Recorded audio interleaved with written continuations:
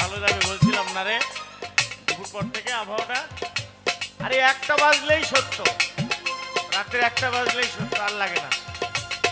এত সুন্দর আবহাওয়া পাওয়াও যায় না, ঠিক তো?